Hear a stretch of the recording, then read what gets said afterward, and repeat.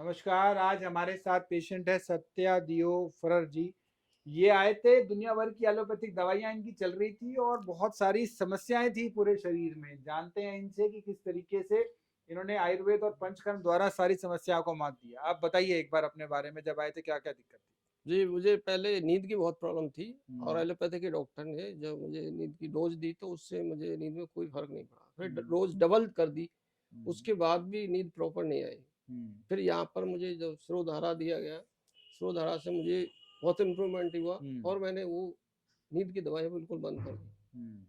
इसके अलावा मुझे थायराइड की में भी बहुत इम्प्रूवमेंट हुआ, बीपी हम्म। में भी इम्प्रूवमेंट हुआ हम्म। और ये मेरा चेकअप हुआ था, ये पैरों की जो नसों का डॉक्टर ने बताया था टेस्ट करके कि हम्म। आपकी नसों में डैमेज है। हम्म।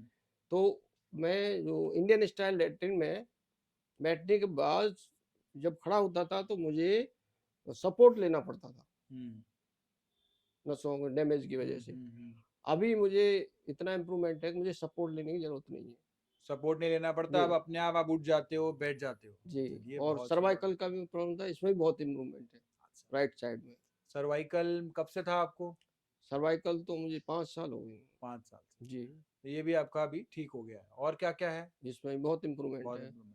और एक एक यहाँ पे L4 L5 दिखाओ, रीड पीछे मुड़ के कटिंग। दिखाओ एक बार सभी को। हाँ L4 L5 में हाँ L4 L5 हाथ है लगा के बताओ। यहाँ पर। अच्छा। हाँ इसमें भी इम्प्रूवमेंट है बहुत यहाँ ही। पे क्या दिक्कत थी? घुंडी।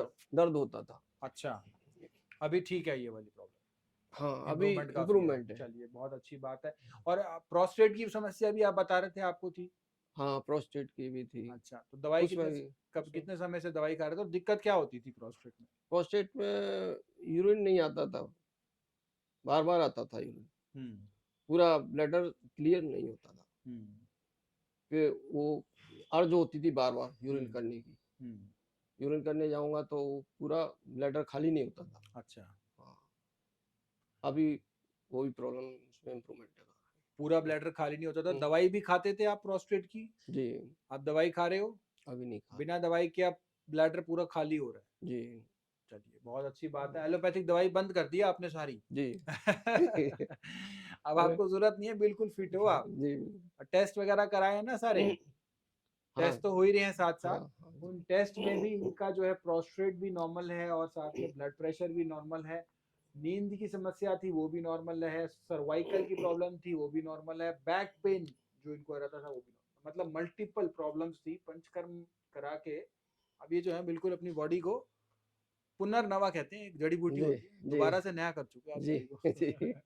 जी तो ये पूरी बॉडी को अपना एक तरीके से नया जीवन लेके अपनी पूरी स्फूर्ति के साथ, पूरी एनर्जी के साथ अपना जीवन यापन कर रहे हैं। तो क्या मैसेज रहेगा जो पेशेंट होते हैं? बहुत मतलब क्या होता है कि एक बार आप एलोपैथिक दवाई लेना शुरू करते हो तो फिर वो डोज बढ़ती जाती है, फिर प्रॉब्लम बढ़ती है, फिर डोज बढ़ती है, फिर प्रॉब्लम बढ़ती है, फिर डोज बढ़ती है। उसका जो अंत होता है वो मल्टीपल बीमारियों के रूप में आ जाता है। जी। तो क्या मैसेज रहेगा सभी के लिए? एलोपैथिक जो दवाइयाँ हैं वो किसी भी डिजीज को क्योर नहीं करती है, वो सिर्फ सप्रेस करती है। तो आप उसने सप्रेस किया, आपने दवाई छोड़ी, उसके बाद फिर उभर के आ जाती है। और आयुर्वेदा उसको क्योर करता है। हम्म। तो Ayurveda is better than allopathic. चलिए ये पूरी तरह क्योर कर सकता है आयुर्वेदा, जी। एलोपैथिक क्योर नहीं कर सकता। और वो ये सिर्फ उसको सप्रेस कर और सकता ये जो बता रहे हैं ये अपने एक्सपीरियंस के बिहाफ पे बता रहे है। हैं। एंड बिल्कुल ये नहीं, ये अपने पहले ये सिम्टम्स को दबा रहे थे, एलोपैथिक ले रहे थे पहले, और लेकिन बिल्कुल अब क्या आपने किया?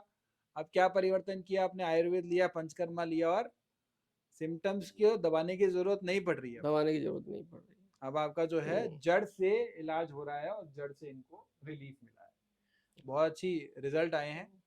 तो क्या आप बताना चाहेंगे कि जो मरीज होते हैं ना, जैसे हर प्रकार के मरीज होते हैं, पंचकर्म आपने कराया, आपका अनुभव रहा, आप बहुत सारे मरीजों को पता नहीं है कि एलोपैथी के अलावा भी पॉसिबिलिटीज होती है। तो क्या संदेश उन सब के लिए रहेगा? मेरा संदेश यही रहेगा कि एलोपैथिक कम से कम जाए, एलोपैथिक हम्म। ज्यादा से ज्यादा आयुर्वेदा में जाए। और आयुर्वेदा आपको 100% क्योर कर सकता है।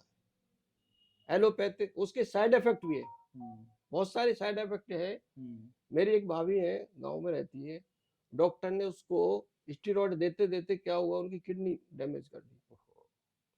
तो आयुर्वेदा में ऐसा नहीं। अच्छा, वो स्टीरॉइड लेती रही, हाँ, उनको पता नहीं था और धीरे धीरे किडनी पे इम्पैक्ट आ गया।